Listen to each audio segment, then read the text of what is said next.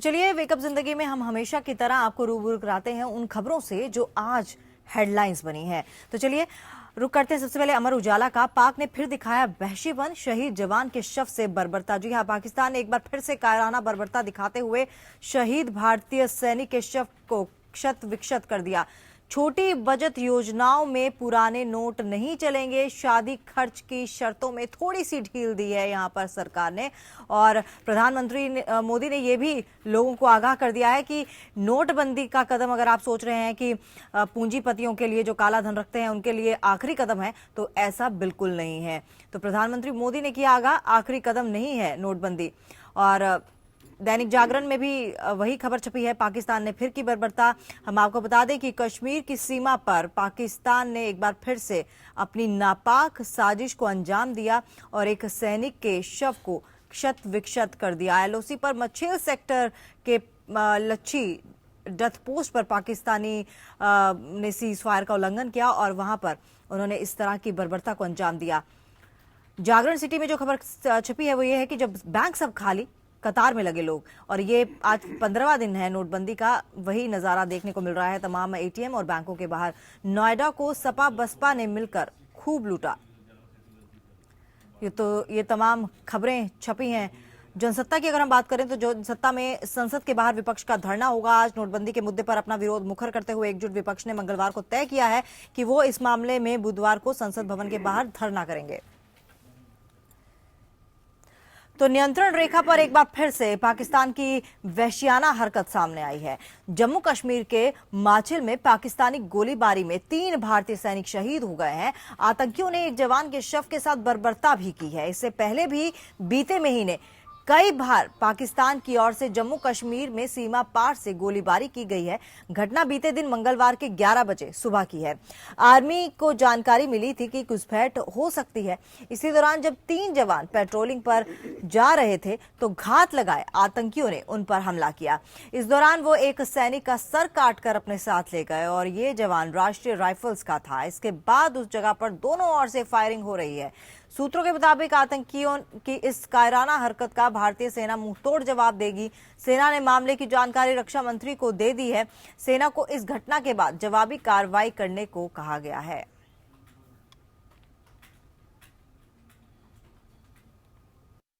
का और ये दहशतगर्दी के सारे जो जितने भी स्टेजेस है सब क्रॉस करके आखिरी स्टेज तक के ये पाकिस्तानी आतंकवादी जो है वो पहुंच गए हैं। इन्होंने ये कोई ऐसी सिविलाइज्ड तरीके की लड़ाई नहीं है। ये बिल्कुल अनकल्चर्ड, अनसिविलाइज्ड, इनह्यूमन टाइप की लड़ाई है कि सिपाहियों के साथ में उनकी मौत के बाद उनकी बॉडी को म्यूटिलेट करना, मैं समझता हूं ये अब दूसरी बार हुआ है। दूसरा, पाकिस्तान का जो ये पाकिस्तान की फौज का जो ये एक्ट है कि एक सोल्जर की बॉडी को म्यूटिलेट करना, एक बहुत ही दरिंदगी और बहुत ही घटिया किस्म की सोच दिखाता है। जिनेवा कन्वेंशन ये साफ कहता है कि एक शहीद हुआ सोल्जर, उसकी बॉडी को पूरे ऑनर्स के साथ रखता है। और जम्मू और कश्मीर में नियंत्रण रेखा के करीब माछिल में आतंकवादियों के साथ मुठभेड़ में शहीद जवान शशांक कुमार सिंह के गाजीपुर जिला स्थित गांव नसीरुद्दीनपुर में जैसे ही उसकी शहादत की खबर पहुंची, पूरे गांव में सन्नाटा और मातम छा गया। मंगलवार को आतंकवादियों के भारतीय सीमा में घुसने की कोशिश को नाकाम करते हुए भारतीय सेना के 3 जवानों ने शहादत हासिल की, जिनमें से 2 गाजीपुर जिले के हैं और एक राजस्थान का। तीनों जवान 57 राष्ट्रीय राइफल में तैनात थे। शशांक कुमार सिंह राष्ट्रीय राइफल के राइफलमैन के पद पर काम कर रहे थे। शशांक के पिता एक किसान हैं। शशांक अपने परिवार में 3 भाइयों में सबसे छोटे थे और वो 2011 में भारतीय सेना में शामिल हुए थे। परिवार वालों के अनुसार 21 मई 2017 को शशांक की शादी होने वाली थी। शशांक की तो हर बात बिल्कुल सुनते थे, कितना हम उसका बयान करें, करने मांगते हैं। शशांक ऐसा लड़का था कि आज तक गांव में कोई भी उसका बुराई बतियाने वाला नहीं है।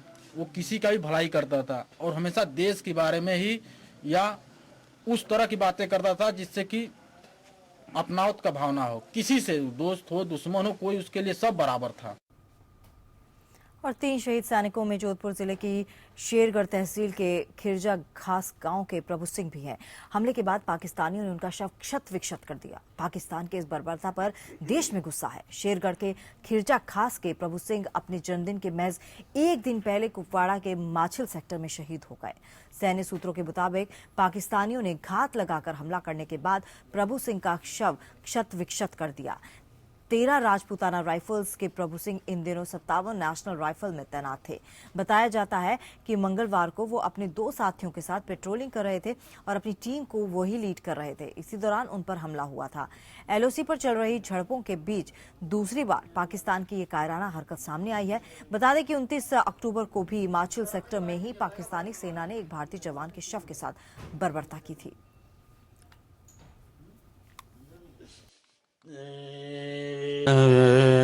बहुत के अंदर जा करके मेरा इकलौता बेटा खो दिया मैंने। मैं भी करके आया आर्मी में नौकरी, फिर भी मैंने मेरा इकलौता बच्चा खो दिया। कभी हर रोज हर तीसरे चौथे शहीद का पक्का ही आ जाता है कि आज 3 शहीद हुए, आज 2 हुए। परसों वो अल्फा उग्रवादियों ने कर दिया, तो इसलिए इनको मुंह तोड़ जवाब पाकिस्तान को प्रधानमंत्री दे, तब जाके ये काम ठीक होगा। ऐसे तो रोज शहीद होते जाओ। बाकी पाक की कायराना हरकत पर देश में नाराजगी है। सियासतदान भी पाकिस्तान पर कड़ी कार्रवाई की मांग कर रहे हैं। जवान देश की रक्षा करते हुए बॉर्डर पर मर रहा है और देश के लोग और सैनिकों के परिवार बैंकों की लाइनों में मर रहे हैं और मोदी जी अपनी आप की पीठ थपथपाने में व्यस्त हैं। बहुत दुख हुआ है हमें ये सुनकर, और जो भी कार्रवाई करनी है हमारे वीर सैनिक जरूर करेंगे, इसका उचित जवाब जरूर देंगे। मोदी जी की सरकार ने बड़े स्पष्ट रूप से एक खुली छूट दे रखी है हमारी सेना को कि जो वो उचित समझे वो करें। सच पूछिए तो कभी कभी कहने के लिए शब्द कम पड़ जाते हैं। इस समय जो उनके परिवार में उनकी माता, उनकी बहनों की मतलब देखा नहीं जा रहा है। उनकी शहादत के ऊपर यूँ तो पूरे देश को गर्व है, विशेष करके गाज़ीपुर को, कि यहाँ की धरती ने एक ऐसे सपूत को जन्म दिया था जिसने देश के ऊपर हंसते हंसते अपने प्राणों को निछावर किया। लेकिन हम लोग ये ज़रूर चाहेंगे कि हमारे रक्षा मंत्री, प्रधानमंत्री अपनी फ़ौजों को इतना हुक्म दे और इतनी छूट दे कि वो पाकिस्तान की धरती तक, अंदर तक जा कर के वो लोग जिन लोगों ने इस तरह की हरकतें की हैं, इनकी जानों से खेला है, उनके खून का बदला लें। और तभी उनके खून का वो बदला लेंगे, तभी मैं समझती हूँ कि इन लोगों को श्रद्धांजलि सच्ची होगी। और इन्हीं तमाम खबरों पर इस बात करने के लिए, विस्तार से बात करने के लिए हमारे साथ स्टूडियो में मौजूद हैं वरिष्ठ पत्रकार ओंकारेश्वर पांडे जी। आपका बहुत बहुत स्वागत है। जब से ये सर्जिकल स्ट्राइक हो गई है, ये एक्टिविटीज़ ज़्यादा बढ़ गई हैं। और दूसरी बात जो मैं पूछना चाहूँगी, ये पहली बार नहीं हुआ है कि किसी के शव के साथ बर्बरता की जाए। आप कारगिल वॉर में सौरभ कालिया को ले लीजिए, आप मथुरा के सैनिक को ले लीजिए, उनका सर काट के दे दिया था। इससे 27 अक्टूबर को भी जी बिल्कुल। मेरे हिसाब से इन सब चीज़ों पे एक कड़ा कदम होना चाहिए सर्जिकल स्ट्राइक के बाद, क्योंकि ये सब चीज़ें बहुत ही ज़्यादा एक्टिव हो चुकी हैं। देखिए, पाकिस्तान बौखलाया हुआ है। सर्जिकल स्ट्राइक के बाद उसको कुछ सूझ नहीं रहा है और वो इस तरह से वहशी और कायराना हरकतें लगातार कर रहा है, जो कि बार बार साबित कर रही हैं कि पाकिस्तान एक तरह का रॉग स्टेट है। वो एक आतंकी राज्य बनता जा रहा है। लगातार उसने इसी बात का सबूत दिया है। जिनेवा कन्वेंशन के तहत ये प्रावधान है कि किसी भी देश में अगर युद्ध भी होता है तो दूसरे देश के सैनिक की अगर मृत्यु हो जाती है तो उसके शव को पूरे सम्मान के साथ उनको रखा जाता है और उनको सौंपा जाता है। लेकिन पाकिस्तान ये सारी चीज़ें भूल रहा है और जिस तरह की हरकत कर रहा है, मुझे लगता है कि उसका कड़ाई से जवाब देना होगा। भारतीय सेना वास्तव जवाब दे भी रही है। लाइन ऑफ कंट्रोल पर लगातार उनको जवाबी कार्रवाई की जा रही है। अगर वहां से एक भारतीय सैनिक के शहीद होने की खबर आती है तो हमें ये भी पढ़ने को मिलता है कि पाकिस्तान के 7 सैनिक मारे गए। तो इस तरह से लगातार ये चीजें चल रही हैं और मुझे लगता है कि पाकिस्तान सुधरने वाला नहीं है। विश्व बिरादरी को ये देखना चाहिए कि पाकिस्तान किस प्रकार की हरकतें कर रहा है। जी, लेकिन एक और चीज़ है, जिस तरह से हमारे सैनिक जांबाजी से उनके हर चीज़ का मुकाबला करते हैं और अपनी शहादत दे देते हैं, इन सब से निपटने का क्या तरीका है? क्योंकि पाकिस्तान तो सुधर ही नहीं रहा है, चाहे कुछ भी करते पाकिस्तान को सुधारने का कोई तरीका अब नहीं बचा है सिवाय इसके कि उसको एक पूरी तरह से पूर्ण युद्ध में उसको फिर से हराया जाए। पाकिस्तान पहले भी 1971 में भारत ने पाकिस्तान के 2 टुकड़े किए थे। पूर्वी पाकिस्तान को बांग्लादेश के रूप में बना दिया गया था। अब एक बार फिर से वो जिस तरह की हरकतें लगातार कर रहा है, एक सीमा तक बर्दाश्त किया जाएगा, एक सीमा तक उसका जवाब भी दिया जाएगा, लेकिन आज नहीं तो कल जो हालात बन रहे हैं उससे उसको एक बहुत करारा जवाब भारतीय सेना को देना ही होगा। और मुझे लगता है कि इसके अलावा ना तो वो विश्व बिरादरी की सुनता है, ना किसी और देश मुल्क के बारे में सोचता है। वहां दरअसल कहते हैं कि de facto prime minister Hafiz Saeed के रूप में है और डिफेक्टो रक्षा मंत्री सैयद सलाहुद्दीन जैसे लोग हैं, और एक तरह से आतंकियों का राज्य है, सेना का राज्य है, और सरकार तो कठपुतली बनी हुई है नवाज शरीफ की। जो सर्जिकल स्ट्राइक हुआ था उसके बाद नवाज शरीफ की सरकार ने बाकायदा 22 सूत्री एक योजना बनाई और उस योजना में साफ साफ लिखा गया है कि किस तरह से भारत के साथ वो शत्रुतापूर्ण कार्रवाई लगातार करते रहना चाहता है। तो मुझे लगता है कि ये चीजें जिस तरफ बढ़ रही हैं उस तरफ सिर्फ और सिर्फ एक ही विकल्प बचता है, वो है युद्ध का विकल्प, एक full fledged war with Pakistan, और तभी उसका कोई हल निकल पाएगा। क्योंकि इसके पहले वो किसी भी प्रकार की बातचीत नहीं समझना चाहता, किसी शांतिपूर्ण समाधान के प्रति उसका कोई उसकी रुचि नहीं दिखाई देती है पाकिस्तान की। जी, एक और चीज़ आपसे पूछना चाहूँगी, अब क्या जिस तरह से सुरजेवाला जी का बयान आया है कि देश उन शहीदों का जो परिवार है वो लाइन में लगा है, वहाँ शहीद हो रहे हैं, अब इस पे भी राजनीति होगी? मुझे लगता है कि ऐसे मामलों पर कम से कम राष्ट्रहित से जुड़े हुए, राष्ट्रीय सुरक्षा से जुड़े हुए मामले पर किसी भी दल को राजनीति नहीं करनी चाहिए। ये ठीक है कि देश में दूसरी तरह की समस्याएं हैं, एक दूसरे नोटबंदी का असर है, लेकिन उसको राष्ट्रीय सुरक्षा के प्रश्न के साथ जोड़कर इसको कहना, मुझे लगता है कि कांग्रेस पार्टी को इससे बचना चाहिए। और किसी भी राजनीतिक दल को, हमारे राष्ट्रीय सुरक्षा के हित अलग है, राष्ट्र की दूसरी समस्याएं बिल्कुल अलग हैं। दूसरी समस्याओं पर वो बात कर सकते हैं, राजनीति कर सकते हैं और जो चाहे अपना पक्ष रख सकते हैं, लेकिन दोनों को एक साथ जोड़ के बातें करना मुझे लगता है ये ठीक नहीं। जी, इसके साथ जुड़ी हुई बात नहीं है, लेकिन एक खबर है कि एक जगह में आतंकवादियों से नए 2000 रुपए के नोट भी निकले हैं। जिस तरह से प्रधानमंत्री मोदी ने कहा था कि इससे आतंकवाद पर लगाम लगेगा, क्योंकि अगर कोई फाइनेंस ही नहीं करेगा उनको तो वो कहाँ से आतंकवाद को अंजाम देंगे। तो अब जिस तरह से ये खबर सामने आ रही है तो वाकई चिंताजनक है। चिंताजनक बात तो है, लेकिन अभी इस बात की तहकीकात होनी बाकी है कि ये आतंकवादियों के पास जो 2 नए नोट 2000 रुपए के मिले, वो भारत के बैंकों से ही लिए गए थे नोट या फिर वहां से छप के आए थे पाकिस्तान की ओर से। अभी इस बारे में पूरी तरह से पुष्टि किसी भी रूप में नहीं हो पाई है। इसकी तहकीकात जारी है कि क्या बैंकों से निकला और वो किसी माध्यम से आतंकवादियों तक पहुंच गया, या फिर से पाकिस्तान ने 2000 रुपए के जाली नोट छापने शुरू कर दिए हैं। लेकिन ये एक चिंता का विषय जरूर है, और जैसा कि प्रधानमंत्री ने कहा है कि इन 500 1000 रुपए के नोटों को हटाने से आतंकवादियों को नुकसान होगा, बहुत बड़े पैमाने पर नुकसान हुआ है, क्योंकि पाकिस्तान में लगातार एक बड़े पैमाने पर जाली करेंसी छापी जा रही थी और भारत के तमाम इलाकों से, यहां तक कि नेपाल के रास्ते से, बांग्लादेश के रास्ते से और तमाम रास्तों से भारत में पंप किया जा रहा था। भारत की इकोनॉमी का एक बड़ा हिस्सा जाली नोट बन गए थे और वो जाली नोट इस तरह से बनाए गए थे कि असली और जाली में फर्क करना तक मुश्किल हो गया था। तो ये एक इस पर असर तो पड़ेगा ही, लेकिन ये भी देखने की बात है कि इतनी जल्दी उनके पास 2000 रुपए के नोट कैसे पहुंच गए, इसका जवाब सरकार को ही देना होगा। बिल्कुल, आप बने रहिए हमारे साथ। नोटबंदी का आज 15वां दिन है, देश अभी भी कतार में है। उसे एटीएम और बैंकों की लंबी लाइन में लगने में अभी तक मुक्ति नहीं मिली है। सरकार भी जनता की परेशानी को देख ताबड़तोड़ नए नए कदम उठा रही है, लेकिन हकीकत यही है कि नकदी का संकट बरकरार है।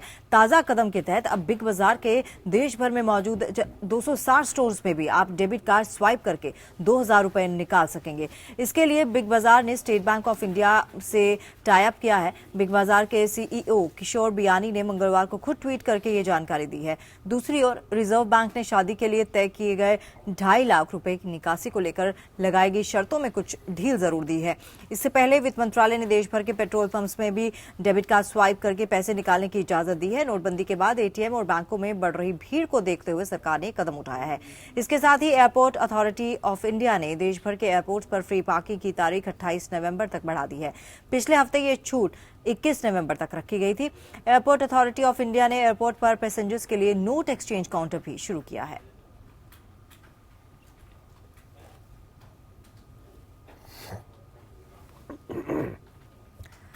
तो नोटबंदी पर सियासी रोटियों के लगातार सेके जाने का सिलसिला जारी है। आज शीतकालीन सत्र का छठा दिन है। अभी तक दोनों सदनों में हंगामे की तस्वीरें ही नजर आ रही हैं। आज भी हालात जुदा नहीं रहने वाले हैं, क्योंकि नोटबंदी पर विपक्ष के तेवर तलक हैं। लगातार पीएम से सदन में जवाब देने की मांग की जा रही है और वोटिंग के नियम के तहत चर्चा की मांग कर रही है, जिससे सरकार सहमत नहीं है। सरकार चर्चा को तैयार है, लेकिन वो इस मुद्दे पर वोटिंग के पक्ष में नहीं है। कुल मिलाकर दोनों ही पक्ष अपने रुख पर कायम है, लिहाजा बीच का कोई रास्ता निकलता नजर नहीं आ रहा। आज नोटबंदी के विरोध में तमाम विपक्षी दलों के सांसद संसद भवन के बाहर गांधी प्रतिमा के पास धरना प्रदर्शन कर अपना विरोध जताएंगे। विपक्ष नोटबंदी के फैसले को जनविरोधी बता रहा है, तो वहीं सरकार इसे कालाधन और भ्रष्टाचार के खिलाफ उठाया गया अब तक का सबसे बड़ा कदम करार दे रही है।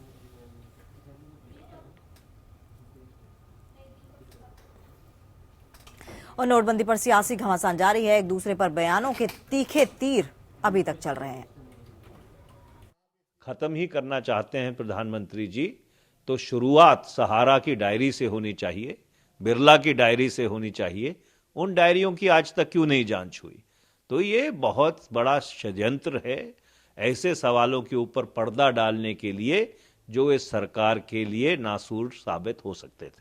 प्रधानमंत्री नरेंद्र मोदी जी शुरू से ही सोशल मीडिया का महत्व समझते हैं और करोड़ों लोग उनको ट्विटर हो, फेसबुक हो, उनके नरेंद्र मोदी ऐप के द्वारा से फॉलो करते हैं और उनके साथ वो एक सीधा संबंध जताते हैं।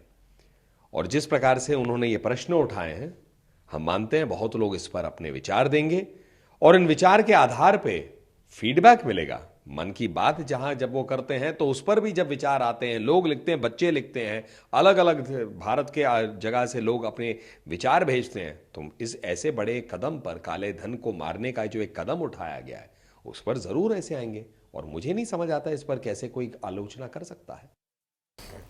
चलिए एक बार फिर से रुक करते हैं ओंकारेश्वर जी का। ओंकारेश्वर जी, ये जितनी भी नोटबंदी से जुड़ी चीज़ें आ रही हैं उसके बारे में पूछा जा रहा है, सर्वे हो रहा है कि क्या कुछ कितनी जनता इसके पक्ष में है और कितनी जनता विपक्ष में है। ऐसे में प्रधानमंत्री मोदी ने भी एक ऐप लॉन्च किया है अपने नाम से, जिसमें आप बता सकते हैं कि हम इसके विरुद्ध हैं, इसके पक्ष में हैं या विपक्ष में हैं।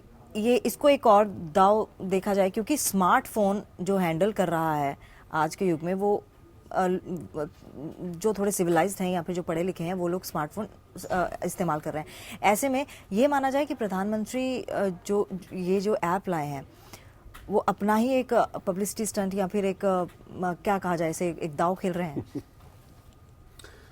मैं पहले दूसरी बात कहना चाहता हूं। दरअसल सवाल ही गलत है। आम जनता में अधिकांश लोग, मैं ये नहीं कहता कि सारे लोग, लेकिन अधिकांश लोग काला धन को हटाने के पक्ष में हैं और काले धन के खिलाफ जो कार्रवाई हुई है उसके समर्थन में है। बिल्कुल।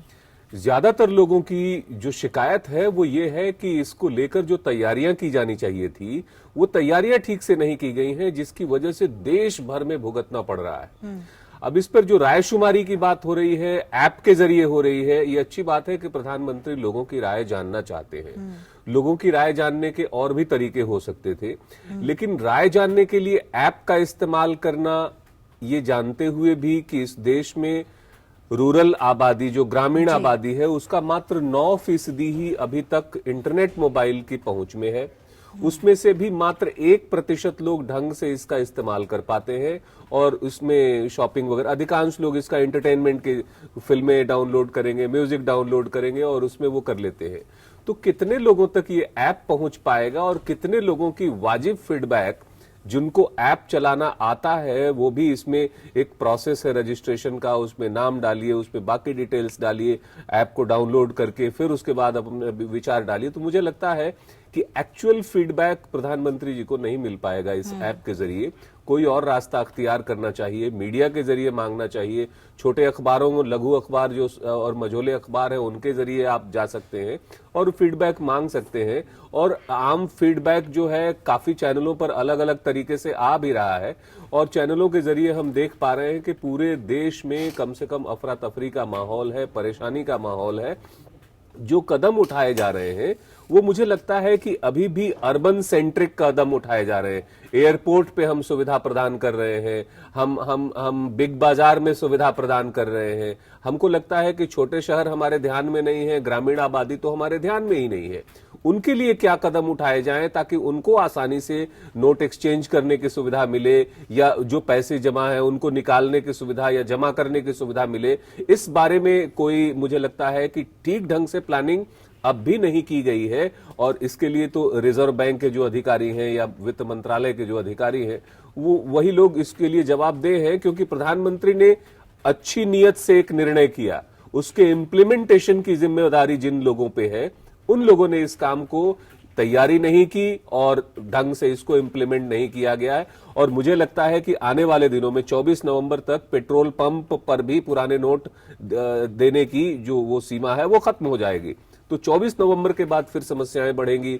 फर्स्ट वीक में, दिसंबर फर्स्ट वीक में जब लोगों को पेमेंट करने होते हैं, तमाम तरह के घर के खर्चों से संबंधित और तमाम तरह की चीजों के पेमेंट का वक्त होता है मंथ एंड के बाद फर्स्ट वीक में, उस समय परेशानियां बढ़ेंगी। तो इसके लिए मुझे लगता है कि देखने की जरूरत है। बिल्कुल, और रूरल एरियाज के जो लोग हैं वो ज़्यादा परेशान हैं, तो वो ऐप तो मुझे नहीं लगता कि रूरल एरिया में इस तरह की ऐप जो है वो ज़्यादातर लोग चला पाएंगे। तो ऐसे में ये सर्वे कहीं ना कहीं पार्शियल सा रहेगा। आगे बढ़ते हैं, एक और सवाल आपसे पूछ लूँगी, आखिरकार प्रधानमंत्री सदन में क्यों नहीं आ रहे हैं? ये सवाल तो विपक्ष उठा ही रहा है कि प्रधानमंत्री सदन से क्यों बचना चाहते हैं। मेरे ख्याल से उनको सदन में आना चाहिए। मुझे लगता है कि वो ये मान के चल रहे हैं कि ये वित्त मंत्रालय से संबंधित मामला है, तो वित्त मंत्री अरुण जेटली इसका बखूबी जवाब दे सकते हैं और वो जवाब दे भी रहे हैं। मुझे लगता है कि इस सरकार में वित्त मंत्री अरुण जेटली ने जिस तरीके से न सिर्फ सरकार का बचाव किया है बल्कि डिमोनेटाइजेशन की पूरी पॉलिसी, उसके होने वाले फायदों को जिस तरीके से उन्होंने समझाया है, गिनाया है, शायद ही भारतीय जनता पार्टी का या रूलिंग गवर्नमेंट का कोई नेता मंत्री कर पाया हो। तो मुझे लगता है कि शायद प्रधानमंत्री भी इस बात को समझते हैं कि वो बेहतर तरीके से जवाब दे सकते हैं। लेकिन मुझे लगता है कि आज नहीं तो कल इस बारे में, चूंकि लगातार विपक्ष का दबाव है कि प्रधानमंत्री को स्वयं आना चाहिए, उनको सुनना चाहिए डिबेट को और उनको जवाब देना चाहिए, मुझे लगता है वो इस बारे में कोई ना कोई निर्णय करेंगे। तो चलिए देखते हैं आज कुछ क्या होता है, क्योंकि आज धरना प्रदर्शन भी होगा और ये भी अब आज का दिन काफी अहम रहने वाला है अगर देखा जाए तो। देखिए, आजकल सोशल जो साइट्स हैं, जो व्हाट्सएप है, उस पर एक मजाक चल रहा है कि लोग कह रहे हैं कि सरकार ने पूरी तैयारी नहीं की और इस वजह से देश में अफरा तफरी का माहौल है। उसके जवाब में वहीं पर लिखा जाता है साथ साथ कि शायद सरकार ने लोगों को तैयारी का मौका नहीं दिया नोटबंदी से पहले, इसलिए भी लोग बौखलाए हुए हैं। दोनों तरह की बातें हैं, लेकिन परेशानी जरूर है। ये cross the spectrum, cross the political parties हर व्यक्ति मान रहा है और विपक्षी दल उसी का फायदा उठा रहे हैं। चलिए आपका बहुत धन्यवाद तमाम जानकारी के लिए और हमारे साथ यहाँ पर थोड़ा सा टाइम स्पेंड करने के लिए आपका बहुत धन्यवाद। चलिए आगे बढ़ते हैं। नोटबंदी पर केंद्र की स्थानांतरण याचिका पर आज सुप्रीम कोर्ट में सुनवाई होगी। केंद्र सरकार ने देश के तमाम उच्च न्यायालयों में नोटबंदी के विरोध में दायर याचिकाओं को सुप्रीम कोर्ट में स्थानांतरित करने की अपील की थी। 21 नवंबर को सुप्रीम कोर्ट इस पर सुनवाई का सहमत हो गया और आज इस पर सुनवाई होगी। प्रधान न्यायाधीश तीरथ सिंह ठाकुर और न्यायमूर्ति धनंजय वाई चंद्रचूड़ को पीठ के समक्ष अटॉर्नी जनरल मुकुल रोहतगी ने केंद्र की स्थानांतरण याचिका का उल्लेख करते हुए इस पर शीघ्र सुनवाई का अनुरोध किया था। इसके बाद न्यायालय ने इसे 23 नवंबर को सूचीबद्ध कर दिया। रोहतगी ने कहा कि शीर्ष अदालत के निर्देशानुसार केंद्र ने स्थानांतरण याचिका दायर की थी। शीर्ष अदालत ने 18 नवंबर को इस मामले की सुनवाई के दौरान कहा था कि बैंकों और डाकघरों के बाहर जनता की लंबी कतारें गंभीर मामला है। न्यायालय ने केंद्र के इस अनुरोध से असहमति व्यक्त की थी, जिसमें यह निर्देश देने का अनुरोध किया गया कि 500 और 1000 रुपए के नोटों को बंद करने संबंधी 8 नवंबर को अधिसूचना को चुनौती देने वाली किसी भी याचिका पर देश में किसी भी अदालत को विचार नहीं करना चाहिए। गाजीपुर में आज समाजवादी पार्टी की बड़ी रैली है। इस रैली के जरिए सपा अध्यक्ष मुलायम सिंह यादव यूपी में चुनावी शंखनाद करेंगे। परिवार में मचे घमासान के शांत होने के बाद मुलायम सिंह यादव की ये पहली रैली है और इसमें पूरा समाजवादी परिवार एक मंच पर नजर आएगा। मुख्यमंत्री अखिलेश यादव भी इस रैली में शिरकत करेंगे। इस रैली को लेकर सपा के प्रदेश अध्यक्ष शिवपाल सिंह यादव काफी दिनों से तैयारी में जुट गए थे ताकि जबरदस्त भीड़ जुटाकर इसे सफल बनाया जाए। शिवपाल यादव का दावा है कि मुलायम सिंह की रैली कुछ समय पहले गाजीपुर में हुई प्रधानमंत्री नरेंद्र मोदी की रैली से बहुत बड़ी होगी। शिवपाल यादव का कहना है कि समाजवादी पार्टी की सरकार ने प्रदेश में विकास के तमाम काम किए हैं और अगली बार भी यूपी में सपा की सरकार ही आएगी। आपको बता दें कि मुख्यमंत्री अखिलेश यादव पहले ही समाजवादी विकास रथ यात्रा के जरिए चुनावी अभियान की शुरुआत कर चुके हैं। इसमें पहले आजमगढ़ में रैली के जरिए मुलायम को चुनावी अभियान की शुरुआत करनी थी, लेकिन पारिवारिक घमासान के चलते उस रैली को रद्द कर दिया गया था।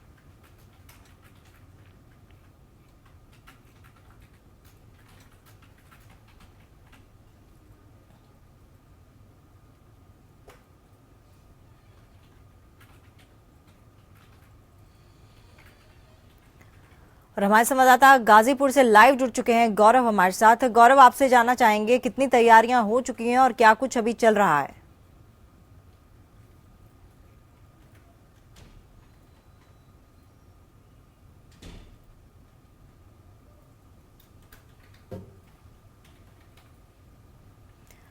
तो एक बार फिर से हम आपको बता दें, गौरव की आवाज़ हम तक नहीं पहुंच पा रही है। हम आपको बता दें कि आज जो है गाजीपुर में रैली है और आज पूरा जो कुनबा है मुलायम सिंह यादव का वो एक साथ एक मंच पर दिखेगा। काफ़ी दिनों से इस पूरे परिवार में उठापटक चल रही थी, जिसके बाद अब कुछ शांत हुआ है माहौल और अब चुनावी शंखनाद जो है मुलायम सिंह यादव करेंगे। सपा अध्यक्ष मुलायम सिंह यादव आज संबोधित करेंगे गाजीपुर की जनता को और माना जा रहा है कि अभी कुछ ही दिन पहले जो प्रधानमंत्री मोदी की रैली हुई थी उससे काफ़ी बड़े पैमाने पर इस रैली को किया जाएगा और एक सफल रैली बनाने में पूरी कोशिश की गई है, पूरी ताकत झोंक दी गई है। सीएम अखिलेश यादव भी इस रैली में शिरकत करेंगे। रैली को सफल बनाने के लिए शिवपाल यादव ने पूरी ताकत इसमें लगाई है। एक बार फिर से रुक करते हैं, गौरव का लाइव जुड़ चुके हैं हमारे साथ। गौरव, आपसे जानना चाहेंगे क्या कुछ तैयारियां हो गई हैं और अब फिलहाल इस वक्त क्या चल रहा है वहां पे?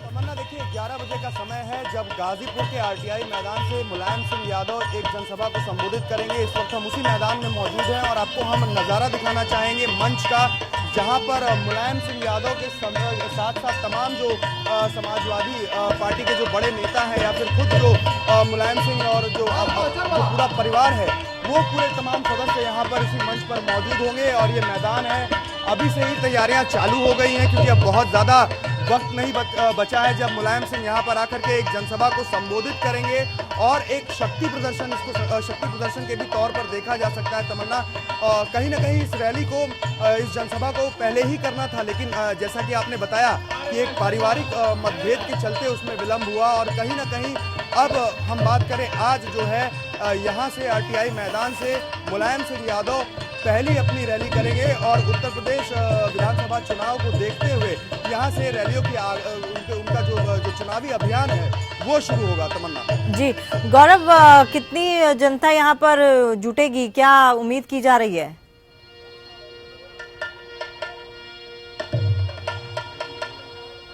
देखिए, समाजवादी पार्टी की तरफ से जो दावा किया जा रहा है उससे ये तय है कि अगर इस खास तौर से इस महारैली की बात करें तो यहाँ पर 1 लाख से ज़्यादा भीड़ इकट्ठा करने की या फिर आने की बात कही जा रही है। और खुद ये भी कहा गया है, दावा किया गया है कि जो अभी कुछ दिनों पहले नरेंद्र मोदी ने एक जनसभा इसी मैदान में किया था वो कहीं ना कहीं फीका पड़ जाएगा और पीछे छूट जाएगा और जो ये रैली है ये उससे बड़ी रैली होने वाली है। तो कहीं ना कहीं दावों और वादों का जो दौर है वो चालू है। अब देखना ये होगा कि जनता जो है वो किस तरीके से इन रैलियों को लेती है, किस तरीके से शिरकत करती है और जो तमाम जो नेता हैं, बड़े बड़े दलों के जो नेता हैं वो आते हैं, क्या बात रखते हैं, जनता इस पर कितना विश्वास करती है ये बाद में ही तय हो पाएगा। क्योंकि भीड़ जिस तरीके से समाजवादी पार्टी दावा कर रही है, जिस तरीके से सपा की तरफ से दावा किया जा रहा है उससे ये तो और इंतजाम की यहाँ की बात करें तो 1 लाख या 1.5 लाख के आसपास की भीड़ होने की संभावना है।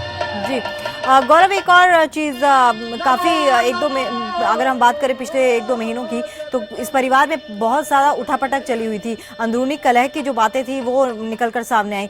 अब जब सब ठीक हो गया है, जब वापस रामगोपाल यादव भी पार्टी में आ गए हैं और तमाम साथ जो बर्खास्त नेता थी उनकी भी बातचीत चल रही है, तो अब इसे बहुत अहम माना जा सकता है, क्योंकि एक साथ ये पूरा परिवार अब एक मंच पर दिखेगा, तो एक मैसेज देने की कोशिश होगी।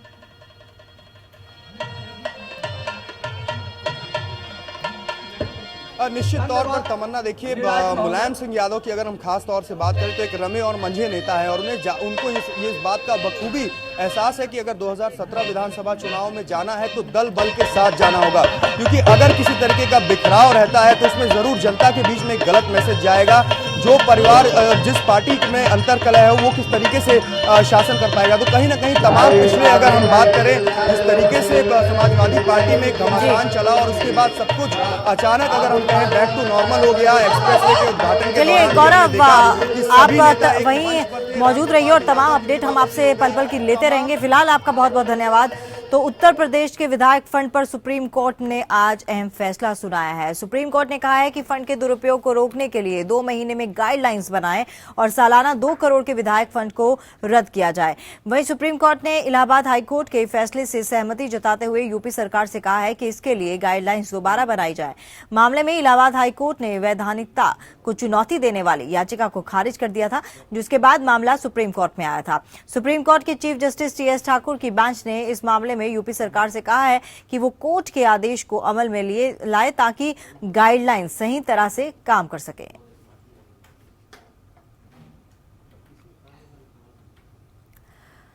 और इसी खबर पर लाइव हमारे साथ जुड़ चुके हैं हमारे संवाददाता अभिषेक पांडे। अभिषेक, आपसे विस्तार से जानना चाहेंगे इस पूरी खबर के बारे में।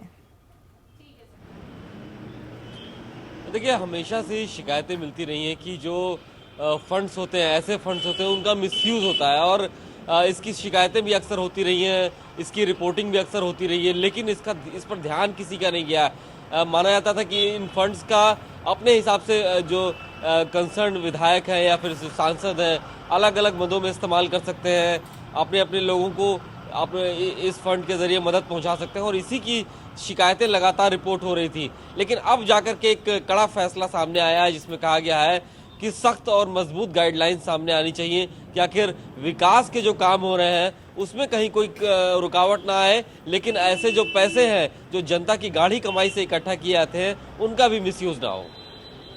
जी अभिषेक, आपसे जानना चाहेंगे व्यावहारिक तौर पर ये कब लागू होगा? देखिए, अभी ये उत्तर प्रदेश सरकार को एक डायरेक्शन दिया गया है और इस डायरेक्शन पर एक बार फिर से विधानसभा और उत्तर प्रदेश की सरकार बैठ करके इन दोनों को मिलकर के काम करना है और उसके बाद एक बीच का रास्ता निकाल करके एक नई गाइडलाइन तैयार की जाएगी कि आखिर जो ये फंड है इसका कैसे इस्तेमाल किया जाएगा, रिवॉल्विंग फंड के तौर पर इस्तेमाल किया जाएगा या पूरी शक्ति जो विधायक है उनके हाथों में रहेगी कि वो अपने हिसाब से खर्च कर सके। तो जाहिर तौर पर अभी इस पे काफी काम होना बाकी है और एक जो नया डायरेक्शन आया उसके मुताबिक अब जो पुरानी अभी तक परंपरा चली आ रही थी फिलहाल उस पर रोक लगेगी। नए गाइडलाइन के हिसाब से ही इस फंड का इस्तेमाल होगा, लेकिन अभी इसमें थोड़ा समय लगेगा क्योंकि जो मौजूदा विधानसभा है वो डिसॉल्व होने की स्थिति में है और उत्तर प्रदेश की सरकार आने वाले विधानसभा चुनाव में जाने से पहले फिलहाल इस पर कोई काम करने वाली दिख नहीं रही है। माना जा रहा है कि अगली सरकार जो होगी उत्तर प्रदेश में उसको ही ये काम करना होगा, उस पर ये बड़ी जिम्मेवारी होगी।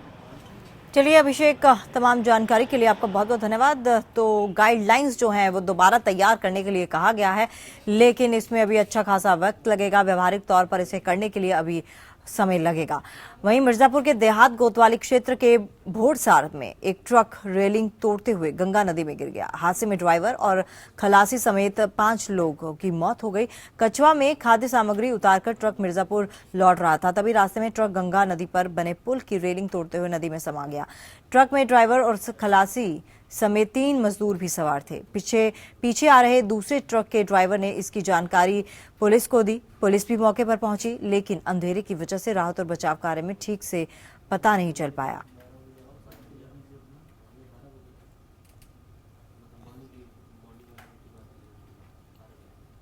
देश भर के दवा विक्रेता आज हड़ताल पर हैं। ऑनलाइन दवा बिक्री के खिलाफ देश भर के दवा विक्रेता ने आज एक दिन की हड़ताल का ऐलान किया है। All India Organisation of Chemist and Druggist के अध्यक्ष JS शिंदे ने बताया कि आज देश भर के 8 लाख दवा विक्रेता ई-फार्मेसी यानी इंटरनेट के जरिए दवाओं की बिक्री के विरोध में हड़ताल पर रहेंगे। दवा विक्रेता ई-फार्मेसी को नियमित करने की दिशा में उठाए गए केंद्र सरकार के कदमों का विरोध कर रहा है। इनका कहना है कि ई-फार्मेसी के लिए भारत को अपने कानून में बदलाव करना होगा। मौजूदा हालात में इंटरनेट के जरिए दवाओं की बिक्री नहीं की जा सकती।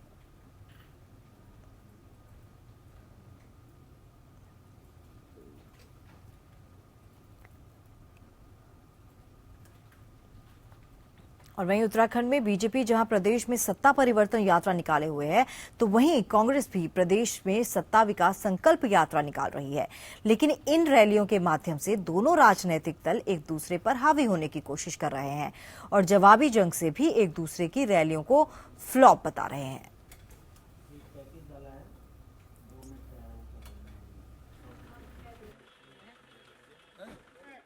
ये मेरे रिश्तेदार हैं। ये पहली घोषणा मुख्यमंत्री बनने के बाद हरीश रावत जी। तो बीजेपी की यात्रा का जवाब कांग्रेस भी अपनी यात्रा के साथ दे रही है और दोनों ही पार्टियां एक दूसरे की यात्रा को फ्लॉप बता रहे हैं। तो मिशन उत्तराखंड में दोनों पार्टियां जो हैं चुनावी बिगुल अपना बजा चुकी हैं और दोनों पार्टीज ने ताकत अपनी पूरी की पूरी झोंक दी है। चुनावी तैयारियों में बीजेपी और कांग्रेस जुट गई हैं और तमाम रैलियां यात्रा कर रही है। और हमारे साथ इसी खबर पर ज्यादा जानकारी के लिए मनीष ढांगवाल जुड़ चुके हैं। मनीष, आपसे जानना चाहेंगे, जिस तरह से दोनों पार्टीज ने अपनी ताकत झोंक दी है, अब क्या लगता है किसका पलड़ा ज्यादा भारी रहेगा?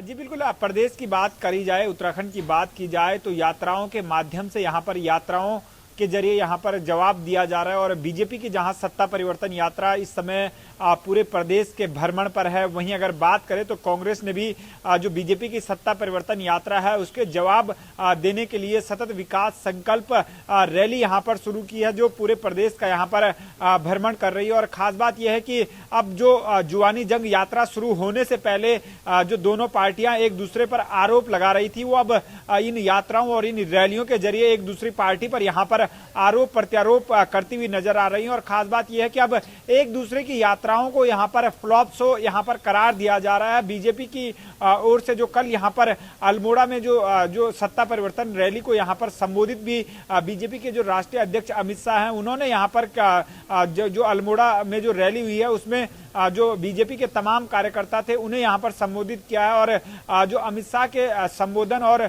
जो यहाँ पर अमित शाह की जो रैली थी उसे यहाँ पर पूरी तरीके से मुख्यमंत्री हरीश रावत के जो मीडिया प्रभारी सुरेंद्र अग्रवाल हैं, उन्होंने इसे पूरी तरीके से फ्लॉप करार दिया है। वहीं अगर बात यहाँ पर जो बीजेपी के करे तो बीजेपी भी कांग्रेस की जो सतत विकास संकल्प यात्रा है उसे पूरी तरीके से यहाँ पर फ्लॉप शो करार दे रही है। और बीजेपी के जो प्रदेश प्रवक्ता मुन्ना सिंह चौहान हैं, उन्होंने जो लंडौरा में जो रैली यहाँ पर शुरू की थी, जहाँ से कांग्रेस ने सतत विकास संकल्प रैली जहाँ से शुरू की थी, वहीं से उसे फ्लॉप शो करार दिया था। और साफ तौर से उनका कहना था कि कांग्रेस की जो रैली रही है वो शुरू से ही फ्लॉप साबित हो रही है, जो कि प्रदेश में पूरी तरीके से यहाँ पर फ्लॉप शो साबित हो रही है। लेकिन अगर आकलन की बात करें, भीड़ के आकलन की बात करें, तो अगर अभी तक बैलेंस दोनों जगह नजर आ रहा है। बीजेपी की बात करें तो बीजेपी की रैलियों में भी लगभग जो यहाँ पर कुर्सियां हैं, जो अनुमान यहाँ पर पार्टी जुटा रही है कि इतनी भीड़ उनकी रैलियों में होगी, वो वहां पर जुट रही है। और अगर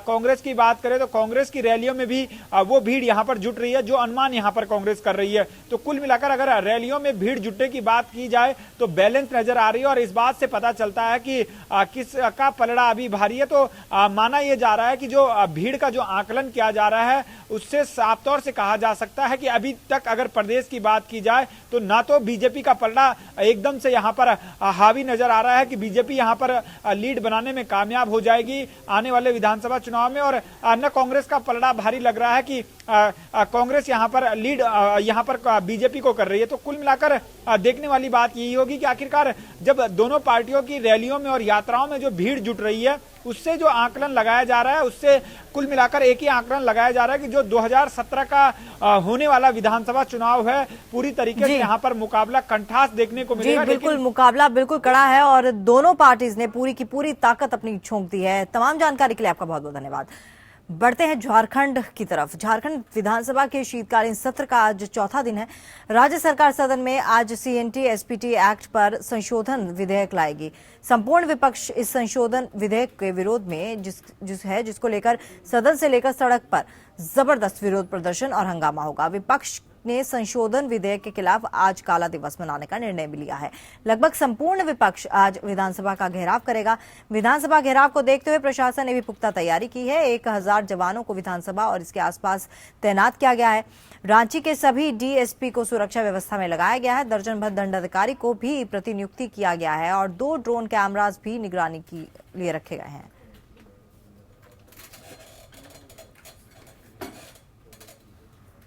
और इस खबर पर और जानकारी के साथ हमारे संवाददाता ज्ञान रंजन सीधे झारखंड से राजधानी रांची से जुड़ गए हैं। ज्ञान रंजन जी, आपसे तमाम अपडेट मांगेंगे इस खबर पर। झारखंड की खबरों की बात करें तो आज झारखंड विधानसभा के शीतकालीन सत्र का चौथा दिन है और राज्य सरकार आज सदन के भीतर सीएनटी और एसपीटी एक्ट में संशोधन बिल को लाएगी।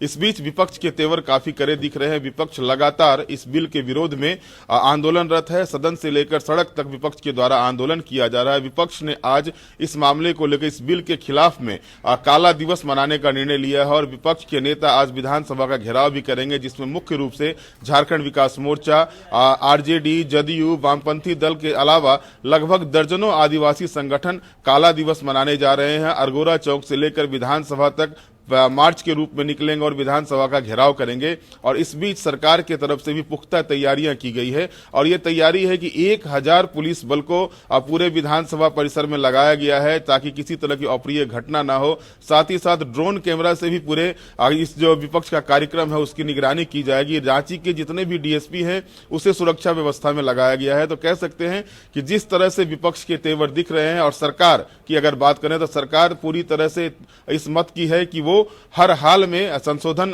करना चाहती है सीएनटी और एसपीटी एक्ट में। और सदन से लेकर सड़क तक जो स्थिति आज बनेगी उसको देखकर यही कहा जा सकता है काफी हंगामा होगा। हालांकि मंगलवार को और जिस तरह से स्थापना दिवस समारोह में उस समारोह को राजनीतिक रूप दिया गया था सत्ता पक्ष और विपक्ष दोनों के द्वारा, जिस तरह से हेमंत सोरेन जो विपक्ष के नेता है उन्होंने कहा था कि कल क्या होगा सदन में ये देखने वाली बात होगी। और उसके जवाब में मुख्यमंत्री रघुवर दास ने कहा था कि जनता ने उन्हें जनादेश दिया है और उस जनादेश का तकाजा है कि विकास के लिए जो भी करना होगा, चाहे 100 बार संशोधन क्यों न करना पड़े, वो किसी भी बिल में करेंगे क्योंकि उनकी प्राथमिकता विकास है, क्योंकि जनता विकास चाहती है। तो ऐसे में सदन के भीतर भी काफी हंगामा होगा। ये बात पूरी तरह से समझी जा सकती है, कहा जा सकता है, क्योंकि 3 दिनों तक जो पिछले 3 दिनों तक सत्र चला था उसमें एक भी कार्रवाई नहीं हो पाई है।